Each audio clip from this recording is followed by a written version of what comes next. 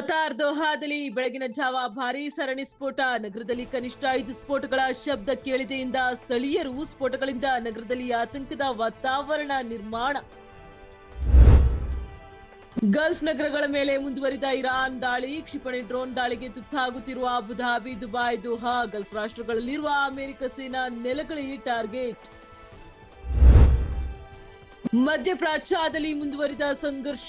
ಇರಾನ್ನಿಂದ ಯುಎಇ ಮೇಲೆ ಬ್ಯಾಲಿಸ್ಟಿಕ್ ಕ್ಷಿಪಣಿ ದಾಳಿ. ಸಾರ್ವಜನಿಕ ಸುರಕ್ಷತೆಗೆ ಪ್ರಥಮ ಆದ್ಯತೆ ಎಂದ ಸಚಿವಾಲಯ. ರಿಯಾದ್ನಲ್ಲಿರುವ ಅಮೆರಿಕ ರಾಯಭಾರ ಕಚೇರಿ ಮೇಲೆ ಡ್ರೋನ್ ದಾಳಿ. ಕಚೇರಿ ಆವರಣದಲ್ಲಿ ಸೀಮಿತ ಪ್ರಮಾಣದ ಬೆಂಕಿ. ತಕ್ಷಣ ಬೆಂಕಿ ನಂದಿಸಿದ ಭದ್ರತಾ ಸಿಬ್ಬಂದಿ.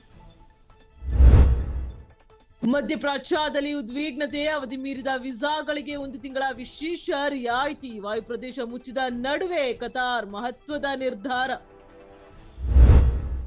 ಇರಾನ್ ಮೇಲೆ ಇಸ್ರೇಲ್ ಅಮೆರಿಕ ಜಂಟಿ ದಾಳಿಯ ಪ್ರಭಾವ. ಜಾಗತಿಕ ಮಾರುಕಟ್ಟೆಯಲ್ಲಿ ತೈಲ ಬೆಲೆಯಲ್ಲಿ ಭಾರೀ ಏರಿಕೆ. ಕ್ರೂಡ್ ಆಯಿಲ್ನ ಬೆಲೆ ಬ್ಯಾರೆಲ್ಗೆ $82ಗೆ ಹೆಚ್ಚಳ. ಇರಾನ್ ಮೇಲೆ ಅಮೆರಿಕ ಇಸ್ರೇಲ್ ಆಕ್ರಮಣಕಾರಿ ದಾಳಿ. ನೌಕೈ ಜೋಡಿಸುತ್ತಿಲ್ಲ. ಬ್ರಿಟನ್ ಪ್ರಧಾನಿ ಸ್ಟಾರ್ಮರ್ ಸ್ಪಷ್ಟನೆ.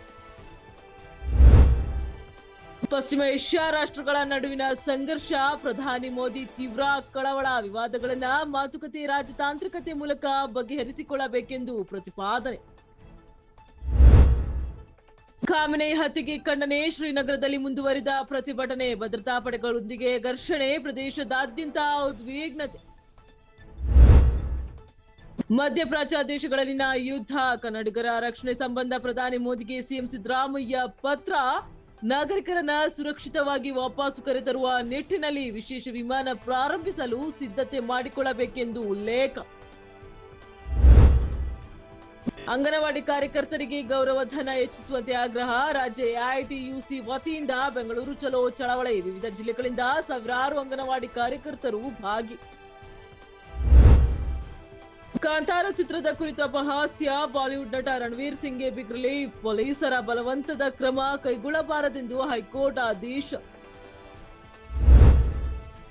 ಟಿ20 ವಿಶ್ವಕಪ್ನ ಸೂಪರ್ 8 ಪಂದ್ಯ. ಭಾರತ ವಿರುದ್ಧ ಇನ್ನೂ ತ್ವರಿತಗತಿಯಲ್ಲಿ ಬ್ಯಾಟಿಂಗ್ ಮಾಡಬೇಕಾಗಿತ್ತು. ಸೋಲಿನ ಹೊಣೆ ತಾನೇ ಹೊತ್ತುಕೊಂಡ ವಿಂಡೀಸ್ ನಾಯಕ ಹೋಪ್.